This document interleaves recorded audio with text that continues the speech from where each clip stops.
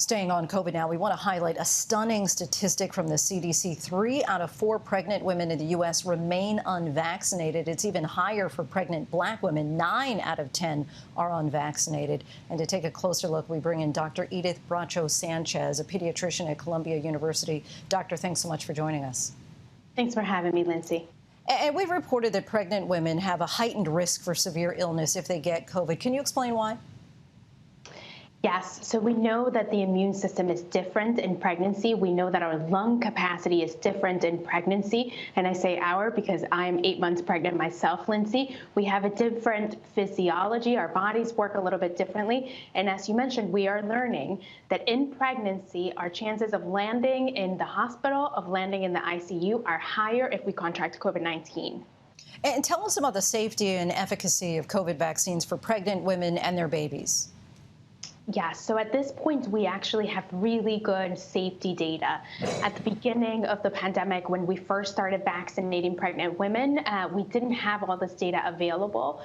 We now know from over close to 40,000 women that there is no increased risk of miscarriage, of early delivery of your baby, which are the things that worry a lot of pregnant women. So we know that these things do not happen more frequently if you receive the vaccine in pregnancy.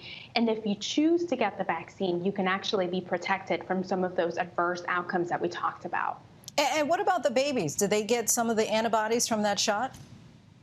They do. More and more, Lindsay, we are learning that babies get those antibodies because the mom makes them and then passes them on through the placenta to the baby. So babies are being born with some level of protection against COVID-19, which is yet another reason to go ahead and get vaccinated in pregnancy, as the CDC has recommended. And of course, no one would be able to tell if you hadn't told us that you are 8 months pregnant. But you said that you actually got the shot yourself while being pregnant. Did you have any hesitation yourself or concerns about it? Lindsay, I didn't. As soon as I qualified, I knew I had to run and get this shot and protect myself, my baby, and my pregnancy. I've been really candid about this. Before this pregnancy, I do have a history of a miscarriage, and I wanted at all costs, Lindsay, to protect this baby and this pregnancy. So as soon as I became eligible as a healthcare provider, I ran and I got my shots. Everything has gone wonderfully. We are on baby watch in the next month. And I really, really hope that pregnant women out there hear this call and go ahead and get themselves this vaccine and protect themselves, their baby, and their pregnancy. Why do you think that so many expecting mothers are nervous about getting the shot? I've also heard the same true of people who are trying to get pregnant who have not gotten vaccinated because of their concerns. What's your message to those who still have so much uncertainty about it? Yeah, I think first, Lindsay, I get it. I think our fertility and our pregnancies, our future babies are so sacred and so important, and we try as women so hard to protect those things. I think I would say first, that COVID-19 is very serious in pregnancy. We learn day by day just how serious it is. And with this Delta variant now, it's so important to protect ourselves, our babies, our pregnancies. And we've also learned that the vaccine does not affect fertility. It truly does not affect fertility. Hormones have nothing to do with your immune system. So really, really take this into account. If you still need to talk to your physician, go ahead and do so. But every day you wait is the day that you are vulnerable to this illness.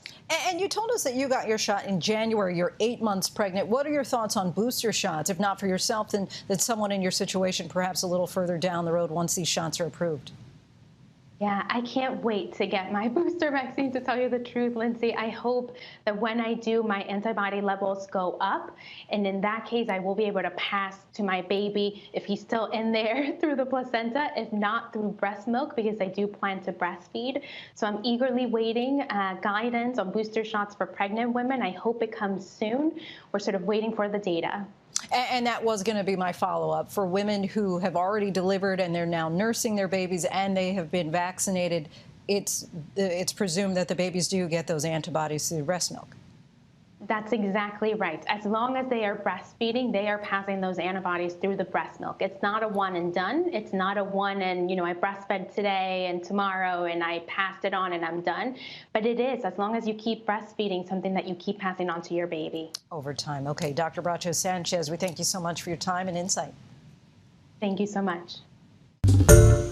Hi, everyone. George Stephanopoulos here. Thanks for checking out the ABC News YouTube channel. If you'd like to get more videos, show highlights, and watch live event coverage, click on the right over here to subscribe to our channel. And don't forget to download the ABC News app for breaking news alerts. Thanks for watching.